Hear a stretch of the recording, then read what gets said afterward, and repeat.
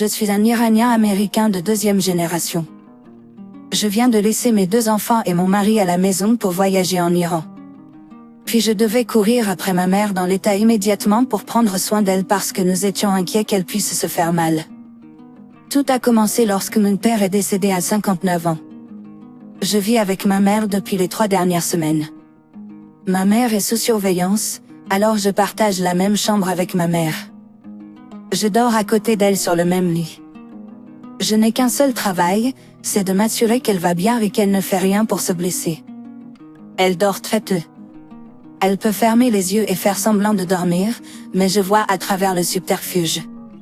Lorsqu'elle dort, elle ronfle doucement. Lorsqu'elle fait semblant de dormir, ce ronflement est absent. Au lieu de cela, elle se retournera jusqu'au matin.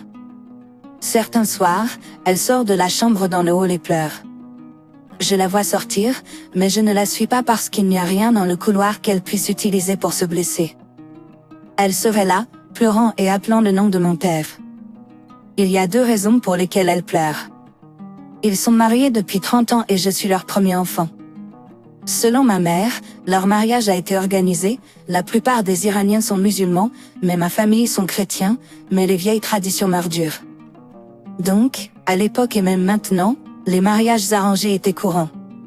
C'était leurs familles qui se sont réunies et ont décidé que les 2 devaient se marier. Mon père était un homme d'affaires, et son entreprise nécessitait qu'il se rende souvent des États-Unis en Iran. Mon père a aimé ma mère dès le premier jour. Ma mère ne l'aimait pas. Le problème était que ma mère sortait déjà avec un homme blanc qui allait à la même église qu'elle. La famille de ma mère n'approuvait pas cet homme, mais ma mère aimait son petit ami et ne voulait pas le quitter pour mon père. Alors, quand sa famille est venue avec cet arrangement, elle a protesté. Elle s'est battue avec tout son cœur jusqu'à ce que son père lui dise « Nous ne vous obligeons pas à l'épouser. Nous disons simplement qu'il est un meilleur homme pour vous. C'est l'un de nous et nous avons vu ses progrès, mais si vous dites non, nous ne vous forcerons pas. » Mon père, à cette époque, était fou amoureux de ma mère, il a donc été laissé pour la conquérir. Mon père était quelques années plus âgé que ma mère et était un homme d'affaires international, et ma mère était encore à l'université. Mon père s'habillait tous les soirs lorsqu'il était dans le pays pour aller voir ma mère. À cause de ma mère, il a changé d'église et est allé à l'église de ma mère juste pour être plus près d'elle. L'autre gars, le mec que ma mère voulait épouser, le gars blanc, était aussi dans la même église. Cela est devenu une compétition entre eux. L'autre gars, à un moment donné, s'est senti menacé et a commencé à harceler ma mère. Il l'a menacée et a commencé à l'accuser de tromper. Elle lui a dit « Non, je ne te trompe pas. Il veut juste de moi, mais je t'ai dit que je ne le voulais pas. » L'autre gars a demandé « Si tu ne le veux pas, alors pourquoi est-il toujours autour de toi ?»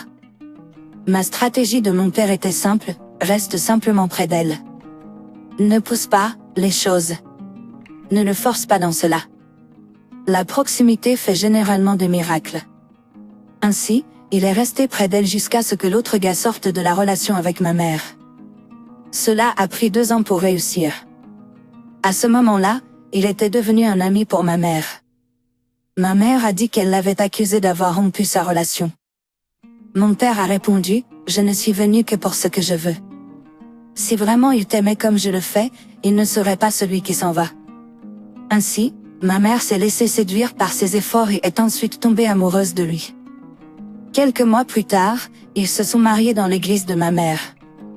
Mon père était libre de quitter l'église de son propre chef, mais il a dit, « C'est ici que je l'ai trouvé, alors c'est ici que je resterai. » Avant sa mort, mon père était l'ancien de l'église, une position qu'il a occupée pendant plus de 10 ans. 1 an après leur mariage, je suis arrivée.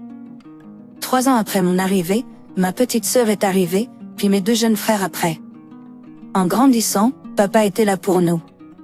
Notre mère était la disciplinaire, alors nous avions peur d'elle. Papa ne nous a jamais frappés. Il criait et nous menaçait, mais ne nous touchait jamais. Ma mère va jeter à la fois sa main et ses mots à notre égard. Casse un plat et elle te brisera la peau. Sors et ne rentre pas tôt, et elle nous enlèvera notre téléphone. Le seul qui soit venu à notre secours était notre père, nous avons donc toujours voulu être en sa présence. Je n'ai jamais entendu mon père élever la voix contre ma mère. Il te suffit de voir mon père regarder ma mère pour voir le genre d'amour qu'il avait pour elle. Lorsque ma mère était de mauvaise humeur, c'est là que mon père commençait à jouer avec elle. Il la taquinait avec de vieilles histoires, lui racontant comment elle est tombée amoureuse de lui et comment il a duré plus longtemps que son ancien petit ami. Il se moquait de son expression et de la façon dont elle l'aimait secrètement à l'époque mais jouait dur à obtenir. Ma mère le nierait également et cela mettrait un sourire sur son visage. Il a toujours su trouver les bons mots pour mettre un sourire sur son visage. Il aime nous raconter la toute première fois qu'il a rencontré ma mère. Nous n'étions pas là quand cela s'est produit, mais si vous nous le demandez, nous serons en mesure de vous donner tous les détails comme si nous y étions. C'est parce que papa n'a jamais cessé d'en parler. Maman se défendrait en disant, ce n'est pas ce qui s'est passé. Elle raconterait exactement ce qui s'est passé, et c'est ce moment que nous chérissons en famille. Il y avait de l'amour dans notre maison, je veux dire de l'amour en abondance. Ce genre d'amour se reflétait dans la vie de mes parents, où qu'ils aillent. Alors que mon père servait comme ancien de l'église, ma mère était également la responsable de la communauté des femmes. En matière de problèmes matrimoniaux, le mariage de mes parents est devenu un modèle à suivre pour les autres. Le modèle de rôle pour tous les jeunes de l'église, même moi, j'ai mis en œuvre de nombreuses choses que j'ai apprises de mes parents dans mon propre mariage. Mes deux parents faisaient partie du comité de conseil de l'église, un comité responsable du conseil des couples qui s'apprêtent à se marier. En raison de la position de mes parents dans l'église, nous étions traités avec respect et beaucoup d'enfants nous admiraient. Au moins une fois par an, toute ma famille se rendait en Iran pour rendre visite à notre famille élargie et en apprendre davantage sur notre culture. Mon père a effectué ce voyage au moins 9 fois par an. Mon père a commencé à avoir des problèmes rénaux 7 ans avant son décès, environ 5 ans plus tard, il a subi une greffe de rein. Après l'opération, il a eu un accident vasculaire cérébral et a été paralysé, il ne pouvait plus travailler ni participer à de nombreuses activités qu'il aimait. Mais nous, en tant que famille, étions là pour lui. Après avoir souffert d'un accident vasculaire cérébral pendant quelques années, mon père a eu une crise cardiaque un soir et a été transporté d'urgence à l'hôpital tôt le matin, et papa n'est jamais revenu. Il avait 59 ans. Toute la communauté était plongée dans un état de deuil. L'église a pleuré sa perte tous les dimanches pendant une semaine entière, et les gens se sont précipités à notre domicile pour venir partager notre deuil. Il était difficile de regarder ma mère. Nous avions perdu un père. Mais ma mère avait perdu un mari, un ami, un compagnon pour la vie, et un soldat qui marchait devant elle avec un bouclier pour la protéger.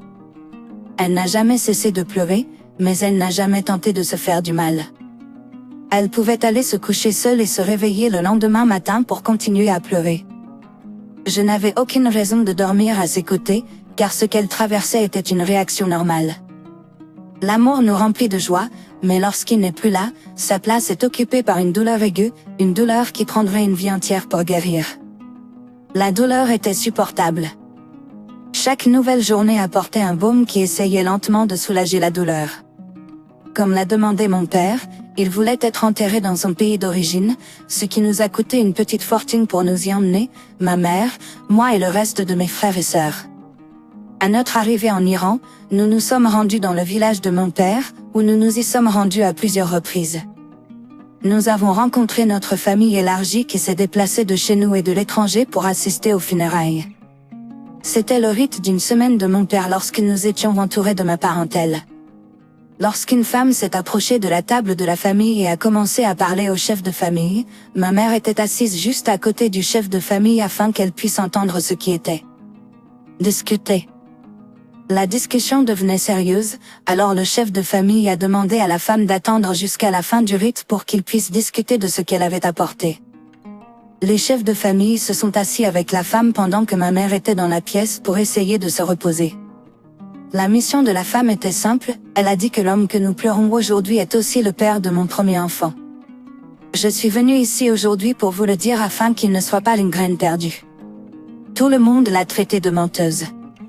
Ma mère a été appelée dans la réunion, et sa première question a été « Qui t'a envoyé aujourd'hui pour profaner la mémoire d'un homme bon ?»« Qui t'a envoyé ?»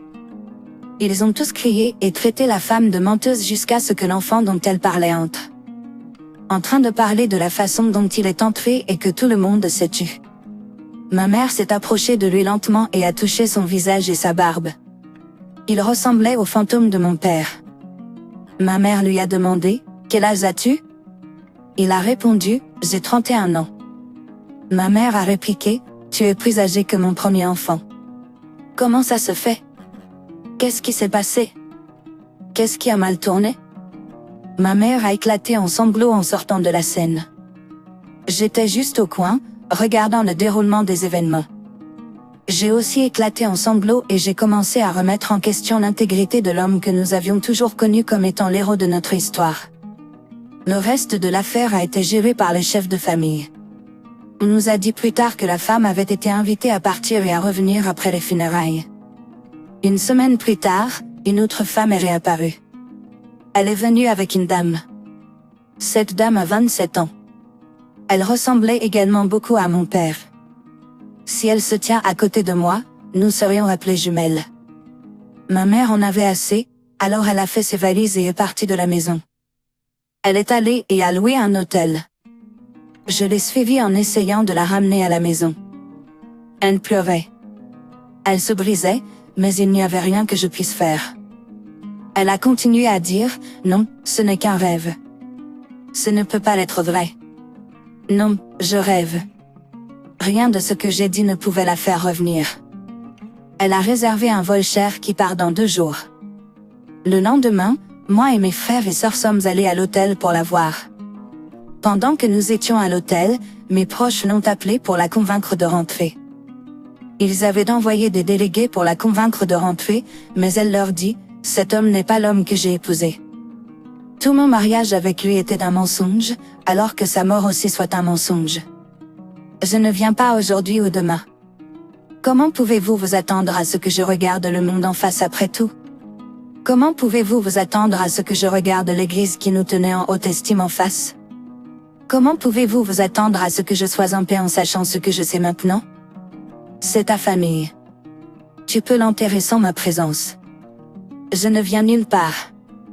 2 jours plus tard, ma mère a pris l'avion pour rentrer aux États-Unis. Mes frères cadets sont restés derrière pour terminer les rites. Ma sœur et moi sommes rentrés aux États-Unis pour nous occuper de ma mère. Elle pleurait toutes les nuits en essayant d'en finir avec la vie à notre insu. C'est la raison pour laquelle je dors à côté d'elle.